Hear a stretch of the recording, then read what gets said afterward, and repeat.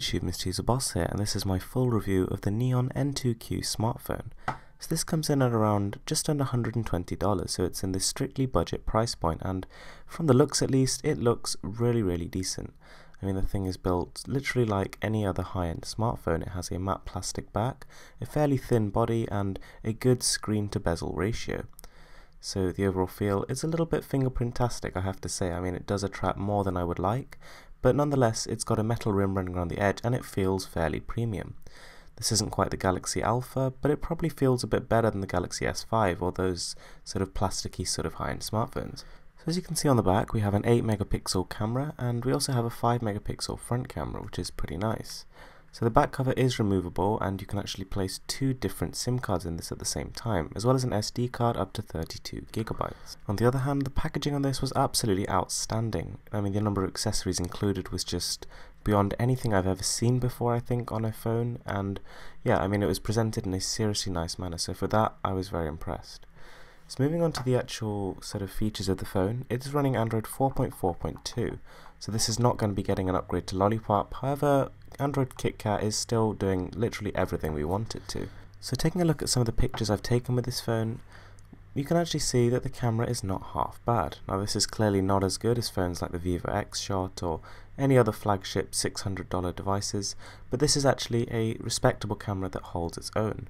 With the flash on, it's capturing a lot of detail here. I mean, the 8 megapixels are being put to good use, and the lighting etc. is actually pretty nice.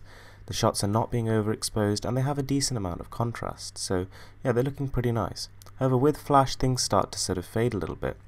In low lighting especially, there's a lot of noise, and grain does become very apparent, but the detail is still probably above average for this price point, so still not a bad experience. Now the screen on this device is a little bit controversial. It's running a QHD panel, which basically means it has half the resolution of a 720p HD panel. Now personally, I don't mind this, but there will be a lot of people who complain because there are similarly priced devices like the Moto G, which admittedly does cost a little bit more, that have 720p displays, which do look sharper, and that is noticeable.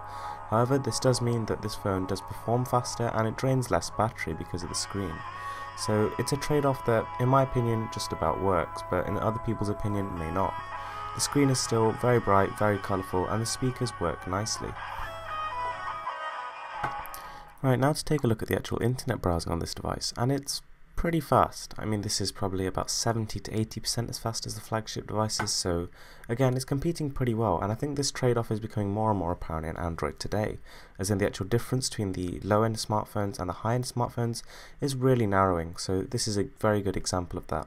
Images are loading pretty quickly, and yeah, I mean, scrolling is fairly smooth, so I mean, this is not like the 100% optimal experience, but it's pretty close, and it's as good as I've seen for $100. So yeah, I mean, the screen is pretty nice on this. I mean, zooming in very closely on text, you can see that you still have no problems with it. It still looks crisp enough to read, and I think to the average user, you're probably not even going to notice the resolution disparity. So gaming on this device is very good for casual gamers. I mean, this is not a hardcore gaming device, it just lacks the CPU power, so running games like Modern Combat and Nova are probably off the charts, but just about any casual game, things like Crossy Road, Flappy Bird, all the popular things, Angry Birds, that kind of thing are all going to work absolutely fine, and they're a joy to use on this display. So with a lot of budget Android smartphones, Chinese manufacturers tend to try and cut their costs by reducing the quality of the display, which means that you have a little bit more input lag and just a slight bit of stickiness, but this is not apparent here. The screen feels just like phones like the Moto G, albeit the slight resolution difference. So although there have been compromises in other areas such as the camera, this device has been optimized for media consumption, which means emphasis on the screen, display and sound quality, which all are great.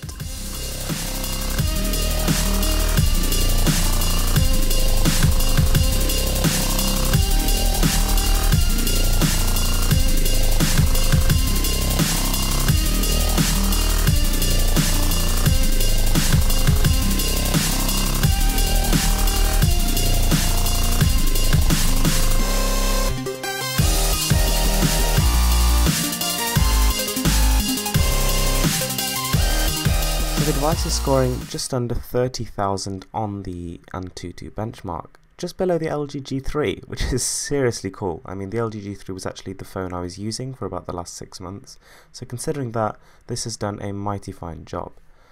So to conclude, the Neon N2Q is actually an enjoyable smartphone to use. The build quality, appearance, packaging and presentation were all top notch. I mean, this looks like something out of the future.